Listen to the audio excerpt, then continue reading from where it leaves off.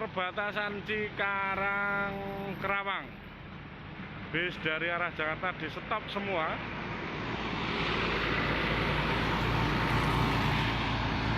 Mau dikembalikan lagi, disuruh putar balik arah Jakarta kayaknya.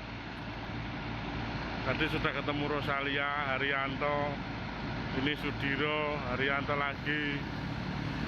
Semuanya disuruh putar balik arah Jakarta. Nah, itu dikembalikan lagi arah Jakarta. Mas Pradit monitor untuk bis yang arah ke Jawa Tengah, Jawa Timur. Tadi yang lewat tol disuruh keluar lewat pinggir. Sekarang lewat pinggir dikembalikan lagi ke Jakarta. Tuh, harus kembali ke Jakarta semuanya.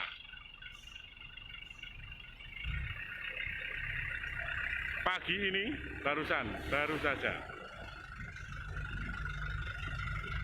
semua bis harus putar balik di depan, harus balik arah Jakarta lagi, tidak boleh ke Jawa Tengah, Jawa Timur.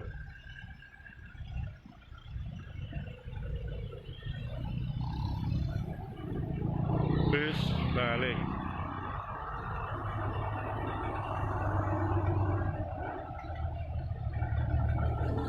Melaporkan pagi ini Mas Pradit, terima kasih.